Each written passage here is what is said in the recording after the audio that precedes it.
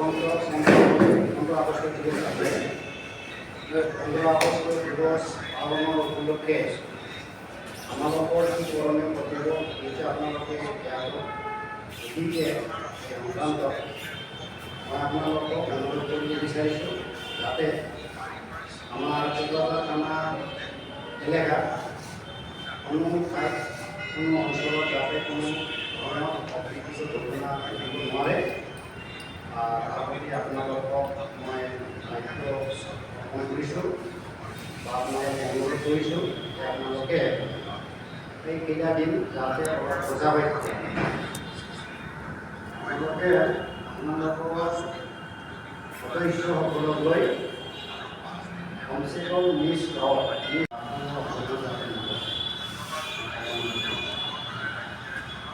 ইয়াৰ লগতে বিশেষকৈ আগন্তুক 15 আগষ্ট দিবস আছে। 15 আগষ্ট দিবস পালনৰ উপলক্ষে আমালোকৰ কি কৰণীয় কৰ্তব্য সেইটো আপোনালোকে গতিকে সংক্ৰান্তত মই আপোনালোকক অনুৰোধ কৰিব বিচাৰিছোঁ যাতে আমাৰ কোকৰাঝাৰ থানা এলেকাত কোনো ঠাইত কোনো অঞ্চলত যাতে কোনো ধৰণৰ অপ্ৰীতিকৰ ঘটনা ঘটিব নোৱাৰে। তাৰ প্ৰতি আপোনালোকক মই দায়িত্ব অৰ্পণ কৰিছোঁ বা আপোনালোকক অনুৰোধ কৰিছোঁ যে আপোনালোকে এইকেইটা দিন যাতে অলপ সজাগ হৈ থাকে। আপোনালোকে আপোনালোকৰ সদস্যসকলক লৈ কমচে কম নিজ গাঁৱত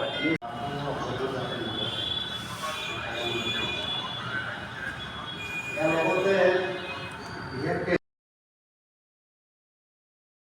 এজনৰ এটাই দিছিলোঁ না দুটা দিছিলোঁ দুটাকৈ দিছিলোঁ দুটা হয়তো এজনে 5টাকৈ 4টাকৈ 5টাকৈ 10টাকৈ গাড়ী লাগে। কাৰণ 1 কোটি মানুহে এইবাৰ ৰেজিষ্ট্ৰেশ্যন বা ৰিনিউ কৰি লৈছে নে নাই তাৰ সন্দেহ আছে। যোৱাবাৰ আমাৰ কোকৰাঝাৰ থানাতে 3,000মান মানুহ আমাৰ পৃথিৱীৰ মানুহে ৰেজিষ্ট্ৰেশ্যন কৰিছে ৰেজিষ্টাৰ কৰিছে। এইবাৰ আমি পাইছোঁ প্ৰায় 1,000 মানুহ হয় না আমাৰ কোকৰাঝাৰ থানা এলেকাত যোৱাকালিলৈকে 882 জন হৈছিল। আমাৰ এই কোকৰাঝাৰ থানা এলেকাত অন্যান্য আউটপোষ্ট এলেকা বাদে ধৰি লওক আমাৰ বালাজন আউটপোষ্ট আছে, কাৰিগাঁও বিষ্ণুগুৰি আউটপোষ্ট বাটাকৈ আউটপোষ্ট বাদে কোকৰাঝাৰ থানা এলেকাতে 882 জন যোৱা কৰি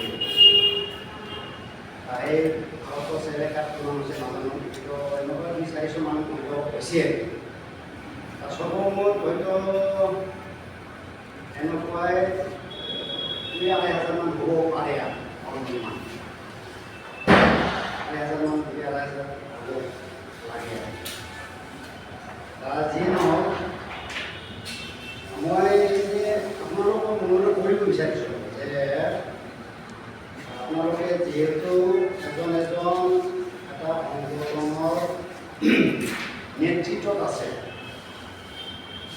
মানে সম্পাদক মানে এটা সংগঠনৰ নেতা বা মুৰব্বী। তাৰ কাৰণে আপোনালোকে চৰকাৰে যি বা যি আপোনালোকৰ পৰা যি কাম আশা নকৰক, এতিয়া বিভিন্ন ধৰণৰ তথ্য বিচাৰে। প্ৰথম তথ্য হ'ল ডাটাবেছ। ডাটাবেছৰ পৰা কি বিচাৰিব, প্ৰচিডিঙৰ পৰা বিচাৰিব ডিউটি ৰেজিষ্টাৰ, যে মানুহজন কোন চনৰ পৰা ভলাণ্টিয়াৰ হৈ আছে আৰু এই ধৰি লওক মানুহজন 2 বছৰ বা 3 বছৰ ধৰি ভলাণ্টিয়াৰ হৈ আছে। এই 3 বছৰত তেওঁ ভলাণ্টিয়াৰ হিচাপে কিমান দিন কাম কৰি আহিব, ৰাতিত যে পঢ়া পাতি দিয়ে কিমান দিন ৰেকৰ্ড কৰি আহিব এইটো বিচাৰিব। কিন্তু আমাৰ ছেক্ৰেটাৰীবিলাকে ফোন কৰে কি, আমি কাম কৰাইছে মানুহবিলাকক কিন্তু ৰেকৰ্ড নাই, বুজিছে না। মাজে মাজে এই যে 15 আগষ্ট কিবা পূজা দিন মাজে মাজে ডিউটি করে আহিছে, সদায় নহ'লেও কিন্তু ৰেকৰ্ড নাই। বেছিকৈ আপোনালোকে আৰু কি বৰ্তমান কালি ৰেকৰ্ড দিয়ে নহ'ব পাৰে। আপোনালোকৰ ইয়াৰ ফটো হয়তো দেখাব লাগিব পাৰে। আপোনালোকক কোৱা হৈছে যে যদি আপোনালোকে ডিউটি কৰে তেতিয়া আগতে এটা ভুল ফটো ল'ব, তাৰপিছত ডিউটি লগাব। নাইবা লাষ্টত এটা ভুল ফটো ল'ব। আজি কোনো ডিউটি দিছে নাই এনেকুৱা ফটো হয়তো বিচাৰিব পাৰে, কাৰণ লিখাটো ভুল আপোনাৰ নিজেও হ'ব পাৰে। আজি ডিউটি কৰাইছে বুলি ডিউটি কৰোঁ সময়ে হৈ গ'ল আৰু ডিউটি কৰিছে না নাই নাই পাত্তা। সেইকাৰণে ফটো চৰকাৰে বিচাৰিব পাৰে। আজিলৈকে কিন্তু এই ফটোটা বিচৰা নাই, কিন্তু ৰেকৰ্ডে বিচাৰি আছে। কিন্তু সেই ৰেকৰ্ডখিনি দেখাব নোৱাৰে, এই ৰেকৰ্ডখিনিও দেখাব নোৱাৰে। সেইকাৰণে আপোনালোকক মই ফটো দিছোঁ, পৰামৰ্শ দিছোঁ। আপোনালোকে আজিৰ পৰা যদি ডিউটি কৰাই তেতিয়াহ'লে তেওঁলোকে সেইটোতো ৰাখিব, ৰেকৰ্ডটো ৰাখিব। আজি কাকা ডিউটি কৰা হ'ব, তাৰিখ লিখিব, বাৰে লিখিব, লাগিলে সময়ত দিব, সময়ৰ পৰা সময়লৈকে ডিউটি কৰা হৈছে। আৰু নামৰ লগত দেউতাৰ নাম লিখিব, পইচ লিখিব।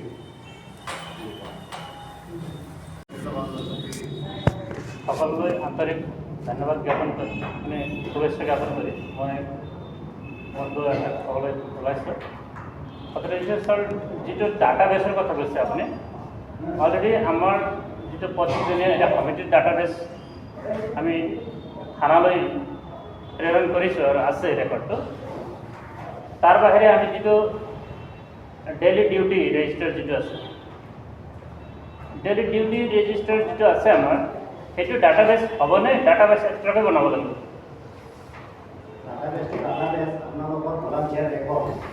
ভলণ্টিয়াৰটো এনে কমিটি যিজন 25জনীয়া এটা আছে কমিটি, সেই কমিটি ডাটাবেছটো আছেই। আৰু তাৰ বাহিৰে যিটো আমি যিটো দৈনন্দিন আমি পহৰা দি থাকোঁ, আমাৰ ডিউটি ৰেজিষ্টাৰ মেনশ্যন হৈ আছে এইখিনি নাম, তাৰ কাৰণে এক্সট্ৰাকৈ ডাটাবেছ বনাব লাগিবনে?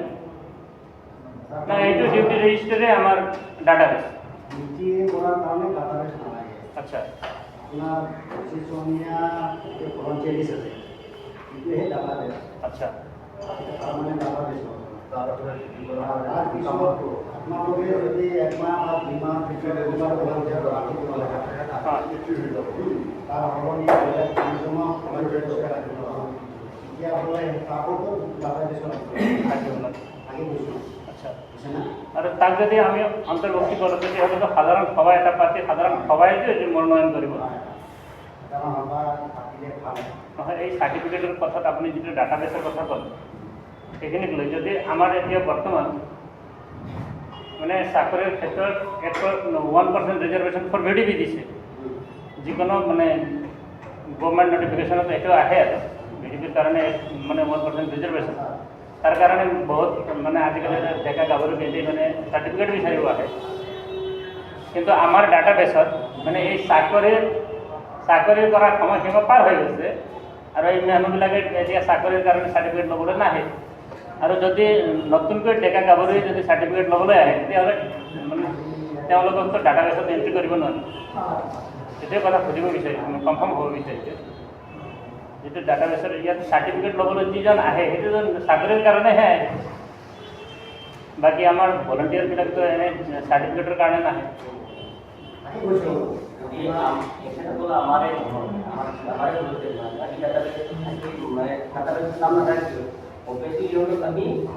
চাৰ্টিফিকেট দিব নোৱাৰোঁ, আমাৰ ভলণ্টিয়াৰে নহয়, আমি কেনেকৈ চাৰ্টিফিকেট দিম? আৰু নতুনকৈ কাৰোবাক এণ্ট্ৰি কৰে এতিয়া ডাটাবেছত আহি গ'ল। আজি ধৰি লওক 2024 24-ৰ পিছত তেখেতে চাৰ্টিফিকেট ফৰ ভেলিডিটি পাব, 24-ৰ 27 পাব, মানে মিনিমাম 3 বছৰ আমাৰ লগত কাম কৰাৰ এক্সপিৰিয়েঞ্চ লাগিব। তাৰপিছত 24 তাৰ ডাটাবেছত ৰাখে আৰু ৰেগুলাৰলি চাৰ্টিফিকেটটো পাব। আগত কোনোবাই কৰিছে তাত এজ পাৰ হৈছে, তাততো আমাক ক'বলগীয়া নাই, এতিয়া এজ পাৰ হৈছে তাত আৰু ল'বলগীয়া নাই। সেইকাৰণে আমি ষ্টাৰ্টিঙৰ পৰা কৈ আছোঁ, মই পাৰিছোঁ যে আমি মাজে মাজে আমাৰ ভলণ্টিয়াৰটো কৰি দিব লাগে। আৰু গাঁৱত আমাৰ যিটো ডেকা গাঁওবোৰ মেট্ৰিক পাছ কৰিছে, হাই ছেকেণ্ডেৰী পাছ কৰিছে, সেইবিলাকক লাহে লাহে আমি ইনভলভ কৰি থাকিব লাগে। গোটেইখিনি নহয়, ধৰ 4-5জনকে ইনভল্ভ কৰা হ'ল। এনেকৈ আমাৰ যে ডেকা ল'ৰা সিহঁতৰ স্পিৰিটটো বেছি এতিয়া, কাম কৰা উৎসাহটো বেছি। আৰু এতিয়া ঠিক টেকন'লজিৰ যুগত, মোবাইল যুগত ইহঁতে চব জানে। আমি মাজে মাজে ৰিক্সা চলাওঁতে বহুত জেগাত এণ্ড্ৰইড মোবাইল চলাবই নাজানে, সেইকাৰণে হোৱা নাই। কিন্তু সেই নতুন ল'ৰাবিলাক যদি আমি ঘৰতে দেখা দিওঁ তেতিয়াহ'লে আমাৰ সেইবিলাক সুবিধা হ'ব। সেইকাৰণে আমি নতুন মাজে মাজে আমাৰ ডেকা ল'ৰাবিলাকক লৈ দিব লাগিব। নহ'লে কি হৈছে, মই দেখিছোঁ বহুত জেগাত 15 বছৰ 16 বছৰ হ'লে ছেক্ৰেটাৰীও আছে, মই ঘৰতে যে কিন্তু 16 বছৰ সিহঁতে চলি আছে, কিন্তু সলনিয়ে হোৱা নাই। সেই ক্ষেত্ৰত প্ৰব্লেম হয়। মাজে মাজে আমি ঠিক আছে 10 বছৰ 15 বছৰ আমি ছেক্ৰেটাৰী হিচাপে আছোঁ, আমি চলাই আছোঁ। কিন্তু আমাৰ ভলণ্টিয়াৰবিলাক মাজে মাজে আমাৰ গাঁৱৰে নতুন চামবিলাকক আমি সলনি কৰি থাকিব। এতিয়া ইহঁতৰ ফিউচাৰতে ইহঁতৰ সুবিধা পালে আমাৰো বিজেপিত কামৰ স্পিৰিটটো বাঢ়িব।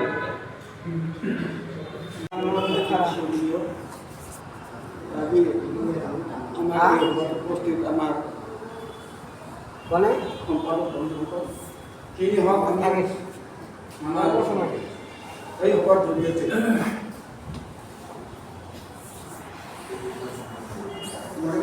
কিছুমান কথা নক'ব লগা হ'লেও ক'বলগীয়া হয়।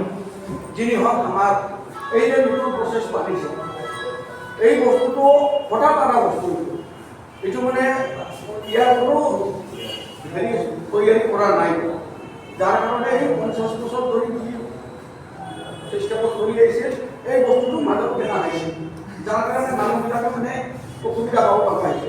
এতিয়া প্ৰচেছ চলিয়ে কৰিছে।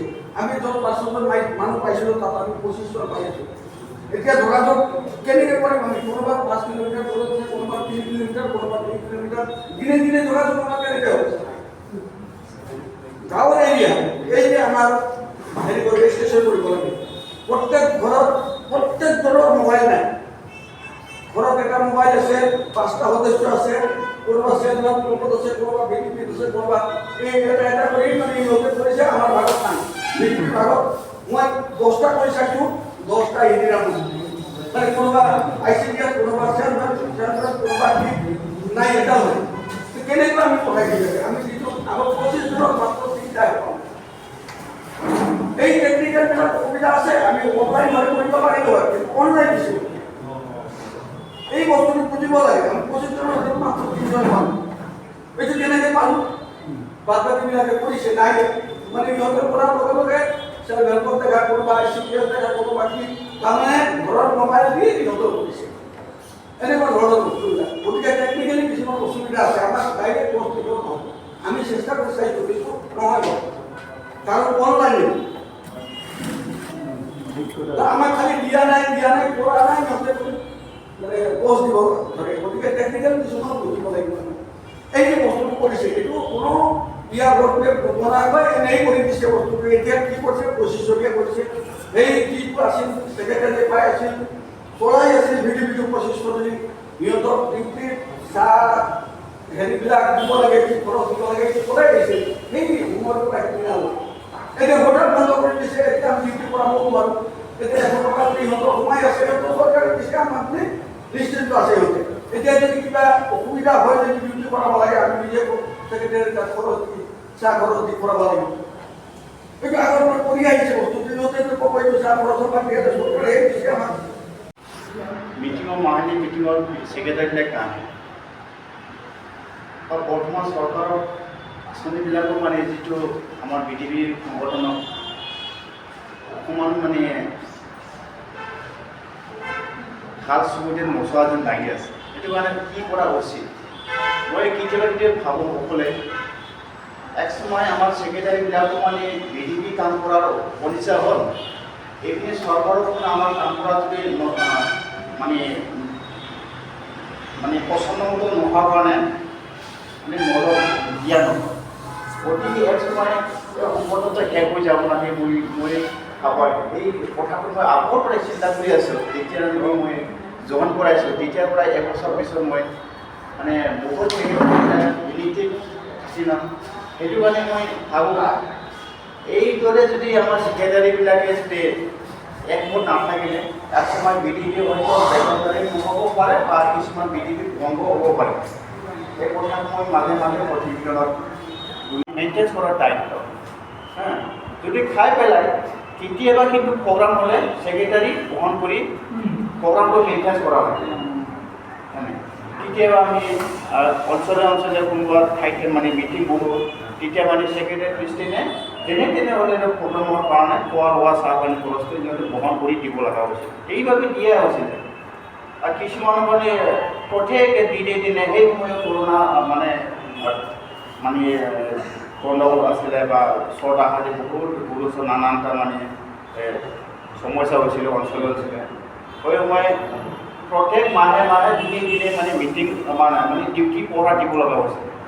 সেই সময় বহুত ছেক্ৰেটাৰী মানে পঢ়া দিছিলে, খৰচ কৰিছিলে। সেইমতে দৰমহা পাম, আমি পাম, 2 মাস পিছত পাম, 4 মাস পিছত পাম, পাব আমাৰ 1 বছৰ পিছত পোৱা হয় হা। কেতিয়াবাতো 6 মাস মূৰে দিয়ে। এইটো আশাতে নিজৰ প্ৰগ্ৰামৰ পৰা পাব যে ঠিক আছে মই পিছত ভৰাই ল'ম। এই আশাতে দিনে দিনে মানে ডিউটিত মানে খৰচ কৰি বেচে কিছুমান ছেক্ৰেটাৰী একে নাই, জিৰ' বৰ্তমান। লাষ্টত পাবলৈ গ'ল এই যে 100 টকা। আচলতে 100 টকা দিয়াটো মই লছ ভবা নাই, কিন্তু মূল্যটো কম কৰা। 1 টকা এটা ৰিচাৰ্জত পোৱা নাই। বৰ্তমান মূল্য চাই পেলাই চৰকাৰৰ চিন্তা কৰা লাগিছিলে। ঘৰত দিলে মানে 100 টকা দিয়াটো কোনো মূল্যহীন নাই। আচলতে 500 টকা কৰি দিলেও কোনো প্ৰব্লেম নাছিল জনে থাকিব। আৰু এতিয়া চৰকাৰৰ মানে এতিয়া মেমৰিয়েণ্ডাম দিছে যে ছেক্ৰেটাৰী প্ৰেছিডেণ্টৰ কাৰণে এক্সট্ৰা মেমৰিয়েণ্ডাম দি আছে। এইটো বা কেতিয়া হ'ব হা, কেতিয়া হ'ব? চৰকাৰে একশ্যন ল'ব না নাই? ল'লে হ'ব, নল'লে নাই।